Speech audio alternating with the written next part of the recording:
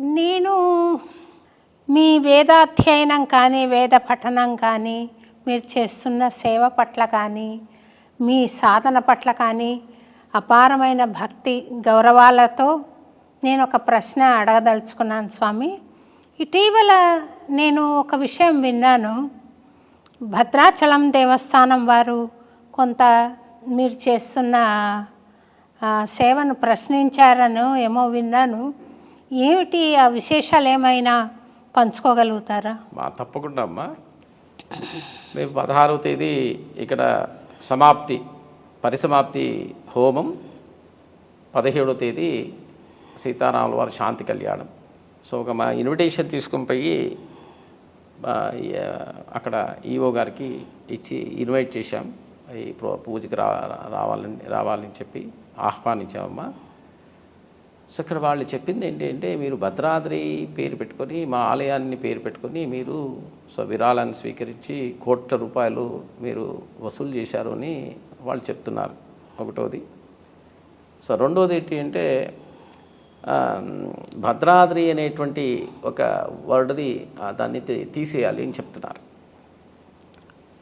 మేము 2016లో అక్కడ అమెరికాలో మేము Bhadradri Srirama temple of USA అనిందే రిజిస్టర్ చేశాం. ఆ భద్రాద్రి రామాలయం భద్రాచలంలో ఎలా ఉందో, మనకి గర్భగుడిలో ఉండేటువంటి మూలస్వాములు కావచ్చు, ఆలయం స్ట్రక్చర్ కావచ్చు, రామదాస్ గారు ఎలా నిర్మాణం చేశారో అలాంటి ఆలయమే అక్కడ నిర్మాణం చేయాలనే సంకల్పంతో ఇక మేము అప్పటి నుంచి ఇక్కడ రిక్విజిషన్ లెటర్స్ పెట్టి ఇలా మేము యాత్ర చేస్తున్నాము. తర్వాత మేము ఇలా భూమి పూజ చేస్తున్నాము, మాకు ప్రీస్ట్ని పంపించాలి. తర్వాత స్వామి ఉత్సవమూర్తులు కూడా అక్కడి నుంచినే పూజలు చేసుకొని తీసుకుని వెళ్ళాము. తర్వాత 2019లో ఒక అర్చక స్వామి వచ్చి పూజ చేశారు. దానికి కూడా రిక్విజిషన్ లెటర్ మా లెటర్ హెడ్స్లోనే ఇచ్చాను, Bhadradri Srirama temple of USA అనేటువంటిది. ఇక 2022లో అక్కడ మన మూలస్వాముల్ని అధివాసం చేశాం. టెంపుల్ క్యాంపస్లోనే 48 రోజులు పెట్టాము. వాళ్ళే వచ్చి అధివాసం చేశారు, ధాన్యాలు పోసి అధివాసం చేశారు. టెంపుల్ ప్రీస్టుల్ని అక్కడ అలొకేట్ చేసి పూజలు చేయించారు. అదే స్వాముల్ని మన దీంట్లో గోదావరి నదిలో పర్ణశాలలో అధివాసం కూడా పెట్టి తీసుకొచ్చాం. ఈ ఖగోళ యాత్రకి భద్రాచలం నుంచి మాకు ప్రీస్టులు పంపించండి అని రిక్వెస్ట్ పెట్టి మేము అదే లెటర్ హెడ్స్లో వాళ్ళకి అన్నీ ఇచ్చి వాళ్ళే పర్మిషన్స్ కూడా ఇచ్చారు. ప్రీస్టులు ఇద్దరు పంపించారు. సో వాళ్ళు ఇచ్చిన పర్మిషన్ లెటర్స్ కూడా భద్రాద్రి శ్రీరామ టెంపుల్ ఆఫ్ యుఎస్ఏనే పెట్టించారు. సో ఇదివరకు ఒక ప్రశ్న లేదు. ఎప్పుడూ చాలాసార్లు ఈఓ గారిని కలిసాము, చాలాసార్లు ఈఓతో మాట్లాడాము. సో ప్రతి ఒక్క ఈవెంట్కి వాళ్ళు వచ్చినప్పుడు ఆ భద్రాచలం పోయినప్పుడట వాళ్ళతో మాట్లాడుకుని వస్తున్నానమ్మా. సో ఒక షాకింగ్, ఒక సర్ప్రైజ్ ఏంటంటే, ఇన్విటేషన్ తీసుకొని పోయి ఇచ్చినప్పుడు వాళ్ళు నాకు ఇది మొదటిసారి నాకు తెలియదు, సో మీరు భద్రాద్రిని పెట్టుకుని మా టెంపుల్ పేరు పెట్టుకుని మీరు డబ్బులు వసూలు చేశారని చెప్పారు. అది మాకు కొద్దిగా హర్ట్ అయ్యామమ్మా. ఎందుకంటే మాది రిజిస్టర్డ్ వెబ్సైట్ ఉంది. సో ఫేక్ వెబ్సైట్ అని అంటున్నారు, ప్రచారం చేశారు. www.jaisriram.org JAISRIRAM.org అనేటువంటిది. సో ఆ వెబ్సైట్ విజిట్ అయితే అదేంటంటే మా temple name Bhadradri Srirama temple of US అని దానికి ఫార్వర్డ్ అవుతుంది. సో ఇవన్నీ కూడా లీగల్గా ఉండేటువంటిదే. సో మేము ఎక్కడ పోయినా Bhadradri Srirama temple of USA తరపున ఈ పూజలు చేస్తున్నాము, ఈ శాంతులు చేస్తున్నాము, ఈ కళ్యాణాలు చేస్తున్నామని చెప్పి మేము అన్నీ చేస్తున్నాం. సో ఇవన్నీ చెప్పి ఎక్కడా కూడా మన సీతారాముల వారి దేవాలయం భద్రాచలము అనేటువంటి మేము అక్కడి నుంచి వచ్చి చేస్తున్నాం అనేటువంటి వర్డ్ ఎవ్వరికీ మేము చెప్పలేదు. మేము వర్డ్ వాడకుండా మా టెంపుల్ గురించి చేస్తున్నాం. ఇప్పుడు మా టెంపుల్ పేరు చెప్పి మీరు విరాళాలు కలెక్ట్ చేశారు అంటున్నారమ్మా. నేను ఒక ప్రశ్న అడిగేది ఏంటంటే, ఇప్పుడు మీరే ఒక భక్తుడిగా విరాళాలు సమర్పణ చేయాలనుకోండి. సో మీరు ఏ టెంపుల్కి చేస్తున్నాను, నేను భద్రాచలం వాళ్ళ టెంపుల్కి చేస్తున్నానా, లేకపోతే అమెరికా టెంపుల్ వాళ్ళకి చేస్తున్నానా, లేదా ఇంకొక టెంపుల్కి చేస్తున్నానా అని తెలియకుండా మీరు డొనేషన్ ఇచ్చేస్తారా టెంపుల్కి? సో ఇవన్నీ కూడా ఒక్కసారి యోచన చేయాల్సిందేదమ్మా. ఇప్పుడు భద్రాద్రి రామ అనేది 2 వర్డ్స్ కాదు. భద్రాద్రి రాముల వారు అనేది రాముల వారికి ఒకే పేరు. అది మనకి రాముల వారు అంటే సీతా లక్ష్మణ హనుమ సమేత రామచంద్ర స్వామి దర్శనం చేసుకుంటాం ఏ ఆలయం పోయినా. రామాలయం అంటే ఆలయంతో ఆ స్వామి దర్శనం అలా మనకి ఇస్తారు. భద్రాద్రి రామ అంటేనే భద్రాద్రిలో ఉండేటువంటి స్వాములు మన మనసుకు వస్తారమ్మా.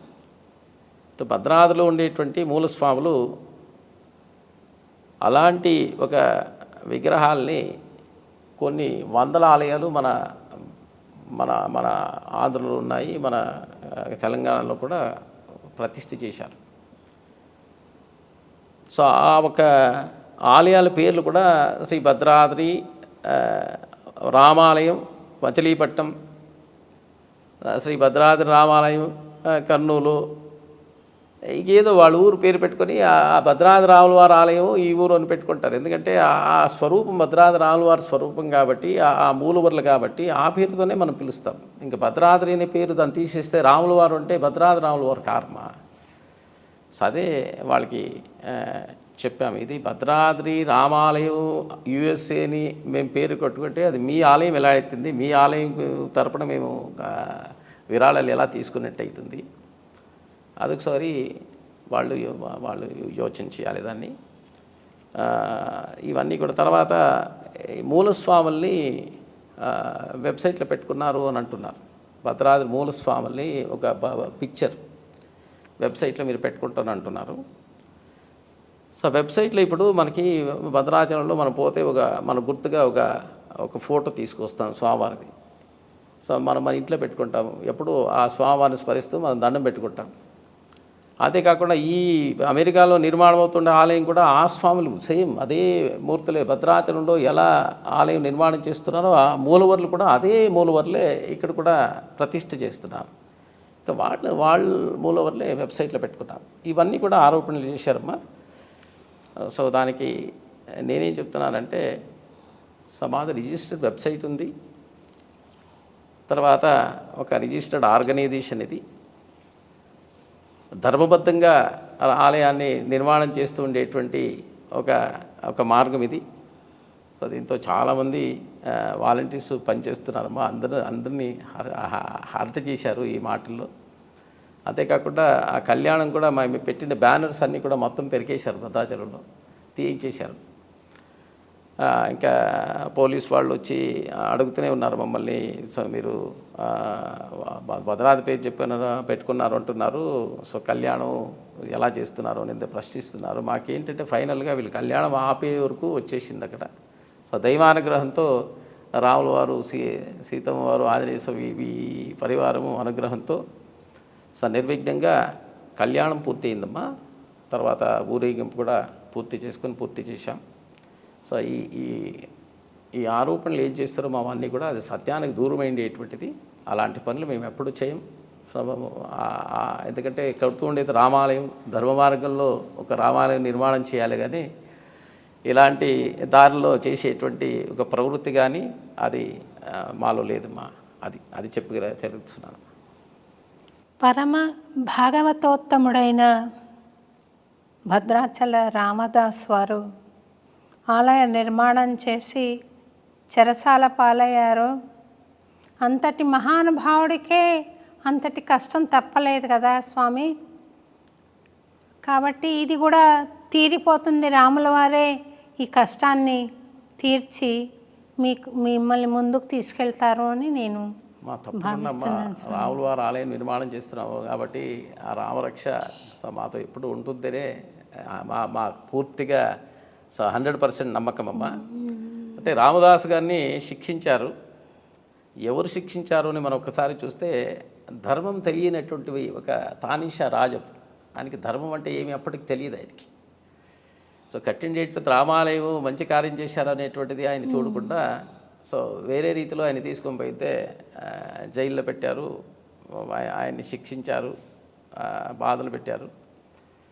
మీకంతటి ముప్పు రాదు స్వామి. కాదమ్మా, నేనేం చెప్తున్నానంటే ధర్మం తెలిసిండేటువంటి ఒక రామాలయాన్ని పరిపాలన చేస్తుండేటువంటి ఒక రామాలయాన్ని నిర్మాణం చేస్తే ఒక ఎంకరేజ్ చేసి, అంటే ఆయన ప్రభుత్వ ధనం వాడారని ఒక వారి పట్ల ఒక ఛార్జ్ ఉండింది. అవునమ్మా. కానీ సత్యసాయి బాబా వారు ఒక మాట అనేవారు స్వామి, నిస్వార్థంగా ఏమి చేసినను తప్పులేదు. ఆయన వర్బాటం చెప్తున్నా నేను, ఏమి చేసినను తప్పులేదు నిస్వార్థంగా అనేవారు. కాబట్టి ఆయనకు స్వార్థం ఉందని నేను అనుకోను. అయినా తానిషా అట్లా. అవునమ్మా, ఇది సముద్ర పథనం చేసేటప్పుడు ముందుగా విషం వచ్చిందమ్మా, తర్వాతే అమృతం వచ్చింది స్వామి. సముద్రం చిలికేటప్పుడు రాక్షసులు దేవతలమ్మా, సో ముందుగా విషమే బయటకు వచ్చిందమ్మా. అవును స్వామి. సో విషం వస్తేనే అమృతం తర్వాత వచ్చిందమ్మా. ఇవన్నీ కూడా ఈ ఆరోపణలు కావచ్చు, ఈ మాటలు కావచ్చు, అలా స్వీకరిస్తూ మనకి వాళ్ళ కర్తవ్య నిర్వహణలో వాళ్ళు ఉన్నారు స్వామి. వాళ్ళకు కూడా సత్యాసత్యాలు తెలుస్తాయని అనుకుందాము. రెండోది, ఒక చిన్న ఉపమానం చెప్తాను స్వామి. అబద్ధము ఒక సెలయేరులో స్నానం చేస్తోందిట. చేస్తూ ఉండి నిజాన్ని పిలిచిందిట, నువ్వు కూడా స్నానం చేయి, నీళ్లు బాగున్నాయని. తను పిలుస్తోంది కదా అని సత్యం కూడా నీళ్ళని చూసి బాగున్నాయనుకుని తను కూడా స్నానానికి దిగిందిట. ఇంత లోపల అబద్ధం ఏం చేసింది, గబగబా బయటికి వచ్చేసి ఈ సత్యం బట్టలు వేసుకొని బయటికి వెళ్ళిపోయింది. ఏంటి ఇట్లా చేసింది అబద్ధం అని అనుకుని నిజం మెల్లిగా బయటికి వచ్చి తలుపు కొడుతుంటే అది ఒక స్విమ్మింగ్ పూల్ లాంటిది ఉన్నట్టుంది, గొళ్ళెం వేసేసి వెళ్ళిపోయింది. ఎప్పటికో ఎవరో వచ్చి తలుపు తీస్తే నిజం బయటికి వచ్చిందిట. నిజం బయటికి వచ్చి నేను నిజాన్ని, అది నా బట్టలు వేసుకొని తిరుగుతోందని చెప్తుందట. ఎవరు వినట్లేదట. చిచి, నువ్వు నగ్నంగా ఉన్నావు, వెళ్ళిపో అంటున్నట్ట. సత్యం ఎప్పుడు నగ్నంగానే ఉంటుంది, నువ్వు వెళ్ళిపో అంటుందిట. అలా సత్యం తెలుసుకోవడానికి కొంత సమయం పట్టవచ్చు, కానీ సత్యం ఎప్పుడు ప్రకాశిస్తుంది. జయం సత్యాందే అని నేను, సత్యమేవ జయతే. అవునమ్మా, సత్యమేవ జయతే, అది కరెక్ట్, అది తప్పకుండా. కాకపోతే నేను ఒక ప్రశ్నించేది ఏంటంటే, సో ఆలయ నిర్వహణాధికారులు ఉన్నారు కదా, ఒక విధానంగా మనల్ని అడగచ్చమ్మా, మాకు చెప్పచ్చు, ఒక నోటీస్ ఇవ్వచ్చమ్మా. సో నోటీస్ ఇచ్చి మీరు అలా చేశారు, ఇప్పుడు కాదమ్మా, భూమండలం అంతా ప్రదక్షిణ చేసుకొని లోక కళ్యాణం కోసం ఒక మంచి కార్యం చేశాం కదా, మీకు తెలుసది. ఒక్క మాట మీరు స్వామి మీరు మంచి కార్యం చేశారు, ఇది చాలా బాగుంది అని చెప్పి, ఇదిగో ఇలా ఉంది సో మీరు అని ఒక దివే మనం ఎలా అడిగేది అనేది కూడా ఒక బాగుంటుంది. మా హర్ట్ చేసి అడిగేదానికంటే మీరు ఇలా పేరు పెట్టుకున్న, ఎందుకంటే 9 సంవత్సరాల నుంచి తెలుసు వాళ్ళకి. సో ప్రశ్న ఆ రోజే వాళ్ళు ప్రశ్నించమ్మా, వాళ్ళ అధికారులు కాబట్టి వాళ్ళు ఇప్పుడు కూడా అడిగేది తప్పు అని నేను చెప్పడం లేదు.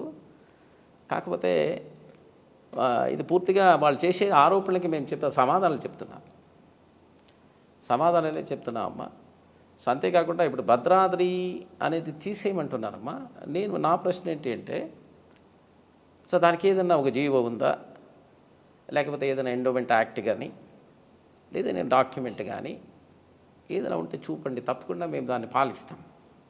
అంటే దాన్ని ఓటు ఇచ్చేసి పోవాలి అనేది మా ఉద్దేశం కాదు. కాకపోతే ఇక్కడతో నిర్మాణం చేస్తుండే భద్రాద్రి రామాలయం, సో భద్రాద్రి రామాలయం నిర్మాణం చేసేటప్పుడు భద్రాద్రి రామాలయం ఆఫ్ యూఎస్ఏ అని పెట్టుకుంటే దానికి మీ అడ్డేంటి అని అడుగుతున్నానమ్మా. సో అదన్నీ సక్రమంగా చేసుకుంటున్నాం కదా అనేటువంటిదే మా ఒక ప్రార్థనమ్మా. ఇది సత్యాలు తెలిసి మీకు జయం కలగాలని నేను ప్రార్థిస్తాను స్వామి.